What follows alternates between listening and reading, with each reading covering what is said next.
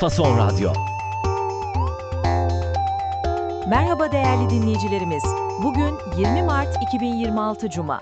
Bakü Stüdyosu'ndan herkese merhaba. Fason Radyo'da Azerbaycan'dan haberler programına hoş geldiniz. Ben Özlem. Mən də Əli.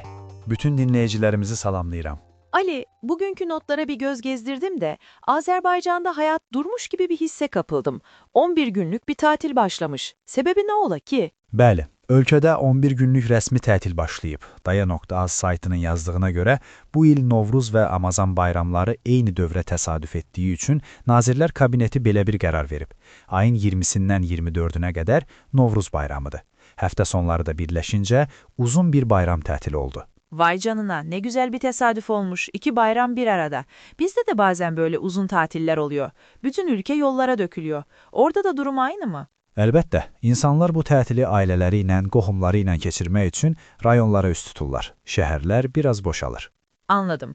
Şimdi notlarda çok daha ciddi ve umut verici bir başlık var. Ermenistan ve Azerbaycan arasında ticari görüşmeler başlamış. Bu normalleşme için çok önemli bir adım olsa gerek. Bəli, bu çox mühüm bir xəbərdir. Meydan TV-nin yazdığına görə Ermənistanın İqtisadiyyat naziri Gevorg Papoyan, erməni və Azərbaycanlı şirkətlərin konkret bir məhsulun tədarükü üçün birbaşa danışıqlar apardığını açıqlayıb. Tedarükü, yani satışı için doğru mu anlıyorum? Bəli, tədarük, təchizat, çatdırılma, satış mənasındadır. Hələ hansı məhsul olduğu açıqlanmasa da, bu iqtisadi əlaqələrin normallaşması üçün atılmış ciddi bir addımdır. Kesinlikle öyle. Yılların ardından çok olumlu bir gelişme. Şimdi biraz da uluslararası arenadan gelen, pek de iç açıcı olmayan bir habere bakalım. Freedom House raporu yayınlanmış. Bəli, Azadlıq Radiosu və Meydan TV kimi mənbələrin də yer verdiği xəbərə görə Freedom House təşkilatı Dünyada Azadlıq 2026 hesabatında Azərbaycanı yenə qeyri-azad ölkələr kateqoriyasına daxil edib.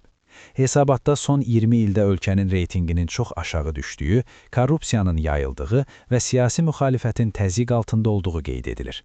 Dinleyicilerimize hatırlatalım, Azadlık ve Meydan TV, Azerbaycan'da daha muhalif yayınlarıyla bilinen medya organları. Bu raporun bulguları da pek şaşırtıcı değil sanırım o zaman. Bu haberle bağlantılı gibi duran bir başka not var önümde.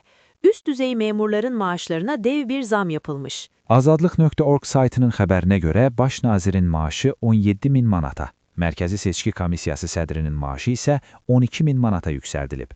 Baş prokurorun maaşı da təxminən 3.000-dən 13.750 manata qaldırılıb. Bir dakika, Merkezi Seçki Komisyonu. Komisyon anladım da bu bizdeki Yüksek Seçim Kurulu yani YSK gibi bir kurum mu? Bəli, tamamilə doğrudur. Mərkəzi Seçki Komissiyası, qısaca MSK, sizin YSK-nın qarşılığıdır.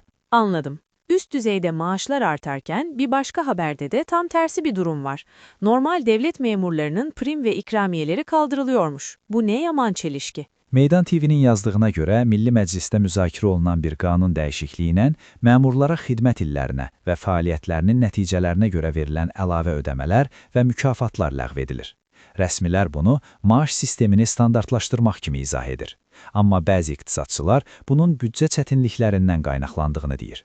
Kimin zamanında iktisatçıların haklı çıktığı ortada. Bize çok tanıdık gelen hikayeler bunlar. Kemer sıkma hep en alttan başlıyor nedense. Sıradaki haber de yine Meydan TV'den. Siyasi bir tutuklu ile ilgili. Tofik Yaqublu'nun telefon görüşmeleri kısıtlanmış. Bəli, müxalif siyasətçi Tofik Yaqublu'nun ailəsi ilə telefon danışıqlarının məhdudlaşdırıldığı bildirilir. Qızı deyib ki, atasının 15 dəqiqəlik qanuni danışıq haqqı 4-cü dəqiqədə kəsilib. Ailəsi bunun Yaqublu'nun oğlunun Amerikada keçirdiği etiraz aksiyasına görə bir cavab, bir təzyiq olduğunu düşünür. Bir babanın oğluyla ilgili gelişmelerden dolayı cezalandırılması yani. Çok üzücü. Son bir haberimiz var, o da uluslararası bir mesele. Azerbaycanlı bir öğrenci Letonya'da hapis cezası almış. Meydan TV-nin xəbərinə görə Latviyada təhsil alan Əli Xəlilov adlı Azərbaycanlı tələbə sanksiyaları bozaraq Rusiyaya Starlink Payk internet cihazları göndərməkdə ittiham olunaraq 11 il həbs cəzasına məhkum edilib. O bu ittihamları rədd edir. Anladım. Ali, bugünkü yoğun ve o kadarla düşündürücü notlar için çok teşekkürler. Mən təşəkkür edirəm Özlem.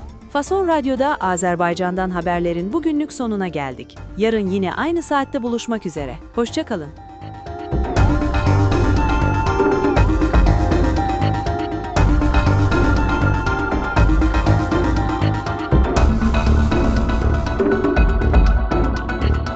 Fason Radyo.